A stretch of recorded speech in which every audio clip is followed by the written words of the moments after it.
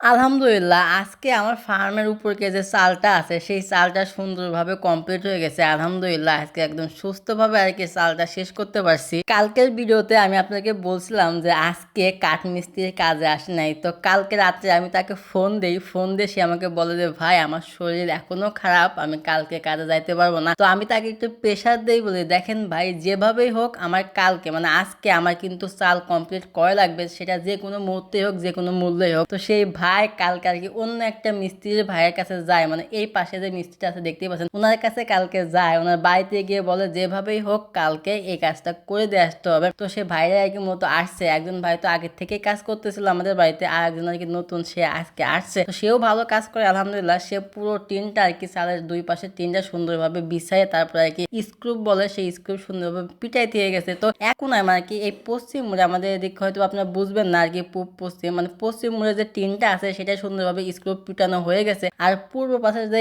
টিনটা আছে সেটাই এখনো পিটানো হয় নাই। হয়তো বা কালকে 1 ঘন্টার কাজ আছে ইনশাল্লাহ, তাইলে শেষ হয়ে যাবে। কালকের ভিডিওতে আমি আপনাদেরকে বলছিলাম যে একদিন মিস্ত্রি কাজ করলে তার 3 দিনই কাজ করেন। তো সেই ভিডিওতে আপনারা যে পরিমাণ কমেন্ট করেছেন তার বেশির কমেন্টই ছিল যে ভাই আপনি ঠিক বলেছেন, এই রাজমিস্ত্রি বা কাঠমিস্ত্রি যে কোনো মিস্ত্রি হোক তারা যদি একদিন মানে কোনো সময় খালি কাজটা ধরে তারপরে তাদের কোনো খোঁজ পড়ে না, মানে একদিন কাজ করলে 5 দিন তাদের খোঁজ পড়ে না, তাদের কাজ সবসময় থাকে। এটা সত্য কথা, এটা আমি অস্বীকার করবো না যে কাঠমিস্ত্রি হোক রাজমিস্ত্রি হোক আর যে মিস্ত্রি হোক তারা একটু ঘোরাই বেশি। তবে আমিও অতটা ঘোরানোর পিছনে পড়ি নাই, তার সম্পূর্ণভাবে শেষ মানে ঠিকঠাক ভাবেই আমার এখানে কাজ করতেছিল। হয়তোবা তার একটু প্রবলেম ছিল, পারিবারিক প্রবলেম, সেই কারণে আর কি মূলত সে আসে নাই। তো আলহামদুলিল্লাহ সে না আসলেও আরেকজন দিয়ে দিচ্ছে। আর আমার এই কাজ শুরু থেকে কয়েকদিন যাবত বৃষ্টি ছিল, সেই বৃষ্টির কারণে আর কি মূলত আমার ফার্মের কাজটা বন্ধ ছিল। তাছাড়া তেমন ভাবে তারা আর কি কাজে ওই করে নাই, মানে ঠিকঠাক ভাবে কাজ করেছে। আজকেও বৃষ্টি হয়েছে, মানে কাজের মাঝে দুপুরের দিকে অনেকটাই বৃষ্টি হয়েছে, প্রায় 15-20 মিনিট। যাক তাও আলহামদুলিল্লাহ যে প্রথম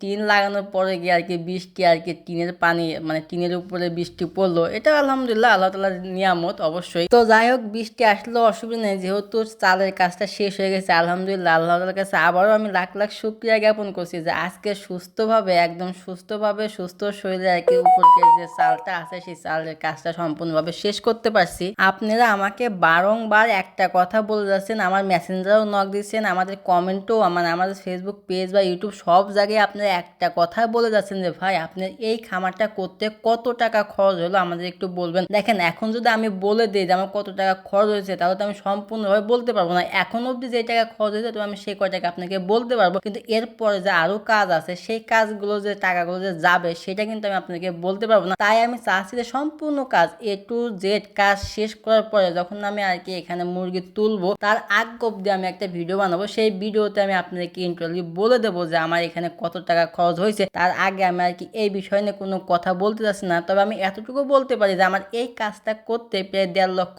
প্লাস, নয় 1.5 লক্ষর কম লাগবে নয় 1.5 লক্ষর বেশি লাগবে। তো এই পর্যন্ত আর কি আমি আপনাদেরকে জানাতে পারি, এর বেশি আর আমি বলতে চাচ্ছি না। তো যাই হোক আজকের ভিডিওটা বেশি বড় করবো না, এখানে শেষ করব। তো সবাই ভালো থাকবেন সুস্থ থাকবেন, দেখা হবে কালকে নতুন আর একটা ভিডিওতে। আল্লাহ হাফেজ।